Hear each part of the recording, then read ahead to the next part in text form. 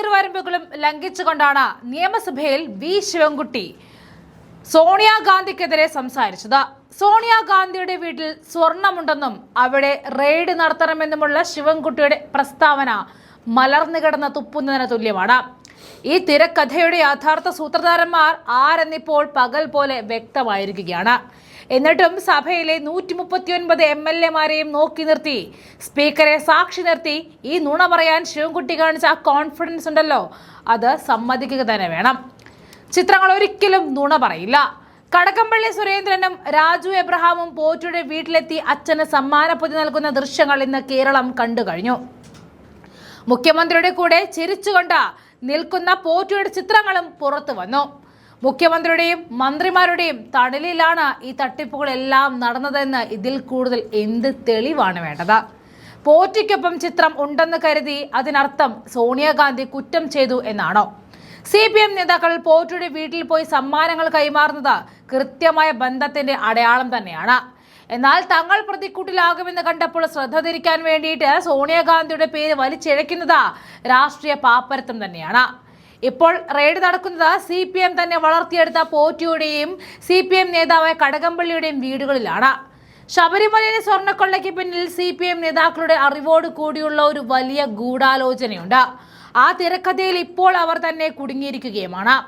അത് മാത്രമല്ല, ശബരിമലയിൽ കൊടിമരം മാറ്റാനുള്ള ഗൂഢാലോചനയുടെ ഭാഗമായുള്ള ആദ്യ ദേവപ്രശ്നം നടന്നത് CPM ഭരണസമിതിയുടെ കാലത്തായിരുന്നുവെന്ന പത്രക്കുറിപ്പ് കൂടി പുറത്തു വന്നതോടെ ഇനി അവർക്കതിൽ എന്ത് ന്യായീകരണമാണ് നൽകാനാവുക?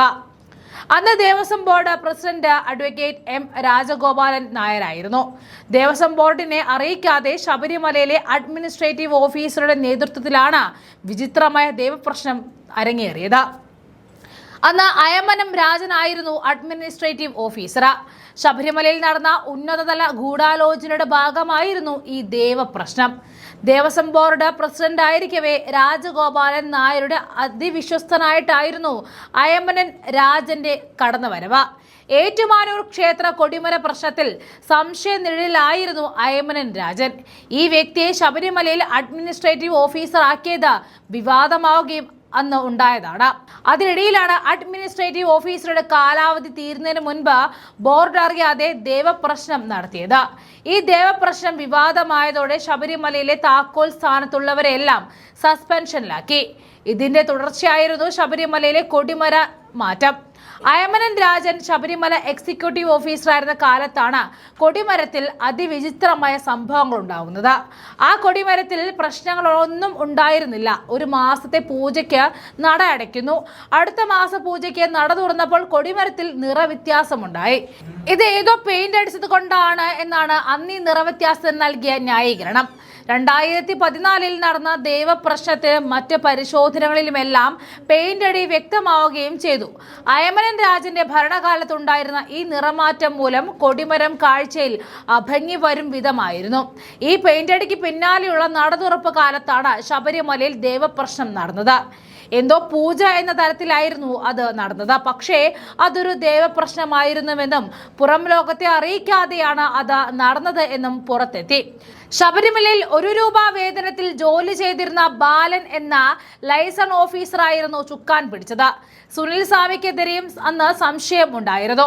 ഇതിൽ ലൈസൺ ഓഫീസർക്ക് അതോടെ തന്നെ ജോലി നഷ്ടമായി. അയമനൻ രാജൻ സസ്പെൻഷനിലുമായി. തനിക്കൊന്നും അറിയില്ല എന്ന നിലപാടിലായിരുന്നു ദേവസ്വം ബോർഡ് അന്നുണ്ടായിരുന്നത്. രേഖാമൂലം ശബരിമലയിൽ നിന്നും ഒന്നും ദേവസ്വം ബോർഡിനെ അറിയിച്ചില്ലായിരുന്നെന്നും വാദമെത്തി. അതുകൊണ്ട് തന്നെ ഔദ്യോഗികമായ ദേവസ്വം ബോർഡിന് ഒന്നും അറിയില്ലായിരുന്നെന്ന വാദത്തിനും ബലമേകും. പക്ഷേ ആ ദേവപ്രശ്നം നടത്തിയ ഉദ്യോഗസ്ഥർക്കെല്ലാം സസ്പെൻഷനും നടപടികളും നേരിടേണ്ടി വന്നു. അഡ്മിനിസ്ട്രേറ്റീവ് ഓഫീസർക്ക് 1 കൊല്ലമാണ് ശബരിമലയിൽ ചുമതല കൊടുക്കാറ്. ഇത് നീട്ടിയെടുക്കാൻ വേണ്ടിയായിരുന്നു ദേവപ്രശ്നം നടത്തിയത് എന്നായിരുന്നു അന്നുയർന്ന ഗൂഢാലോചനാവാദം.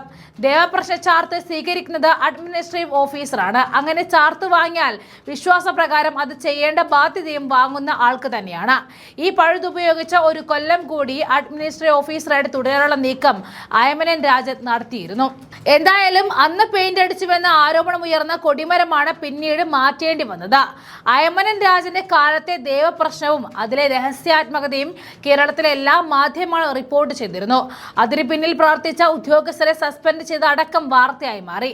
അങ്ങനെ കേടായി പോയ കൊടിമരമാണ് പിന്നീട് മാറ്റിവെക്കേണ്ടി വന്നത്. കൊടിമരത്തിൽ നിറമാറ്റം അന്ന് പ്രകടമാവുകയും ചെയ്തു. അങ്ങനെയാണ് ഹൈദരാബാദിലെ വ്യവസായിയെ കൊണ്ട് കൊടിമരം സ്വർണം പൂശിക്കുന്നത്. അയമനൻ രാജന്റെ കാലം കഴിഞ്ഞപ്പോൾ ശബരിമലയിൽ താരമായി ഉണ്ണികൃഷ്ണൻ പോറ്റി മാറുകയും ചെയ്തു. അങ്ങനെ കൊടിമരം മാറുകയും വാജിവാഹനം തന്ത്രിയുടെ വീട്ടിലെത്തുകയുമായിരുന്നു. ഇതെല്ലാം വ്യക്തമായി അറിയുന്നത് അന്ന് ദേവസ്വം ബോർഡ് പ്രസിഡന്റായിരുന്ന രാജഗോപാലൻ നായർക്ക് കൂടിയാണ്. ഇപ്പോഴും ഇടതുപക്ഷ സർക്കാരിന്റെ ഭാഗമാണ് രാജഗോപാലൻ നായർ എന്നുകൂടി ഓർക്കണം. രാജഗോപാലൻ നായരെ ചോദ്യം ചെയ്താൽ എല്ലാം വ്യക്തമാകും. അന്ന് ദേവസ്വം മെമ്പർ ആയിരുന്ന പത്മനാഭനായിരുന്നു അയമനൻ രാജനെ സസ്പെൻഡ് ചെയ്തത്. ദ്വാരപാലക ശില്പക്കൊള്ള നടക്കുമ്പോൾ സുധീഷ് കുമാർ ആയിരുന്നു ശബരിമലയിലെ എക്സിക്യൂട്ടീവ് ഓഫീസർ. അയമനൻ രാജന്റെ അടുത്ത സുഹൃത്തായിരുന്നു ഈ സുധീഷ് കുമാർ. ഇതിനൊപ്പം മുരാരി ബാബുവിനും ഈ സംഘവുമായി അടുപ്പമുണ്ട്. സുധീഷ് കുമാറിന്റെ ആദ്യ ഭാര്യയുടെ മരണത്തിൽ അടക്കം സംശയങ്ങളുണ്ട് എന്നതാണ് വസ്തുത. അതായത് ഈ തെളിവുകൾ നമ്മളോട് പറയുന്നത് സ്വന്തം വീട്ടിലെ സ്വർണം കള്ളൻ കൊണ്ടുപോകുമ്പോൾ അയൽപക്കക്കാരനെ കുറ്റം പറയുന്ന ഗതികെട്ട അവസ്ഥയിലേക്ക് ഇന്ന് CPM മാറി എന്നുള്ളതാണ്.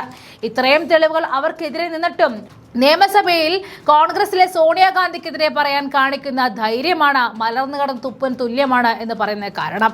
ഈ സ്വർണ്ണക്കൊള്ളയുടെ ലാഭം പറ്റിയവർ ആരൊക്കെയെന്ന് കേരളത്തിലെ ജനങ്ങൾക്ക് നന്നായി അറിയാം. തടിതപ്പാൻ വേണ്ടി പടച്ചുവിടുന്ന ഇത്തരം വിടുവായുത്തങ്ങൾ കൊണ്ട് ജനങ്ങളെ വിഡ്ഢിയാക്കാമെന്ന് കരുതേണ്ട.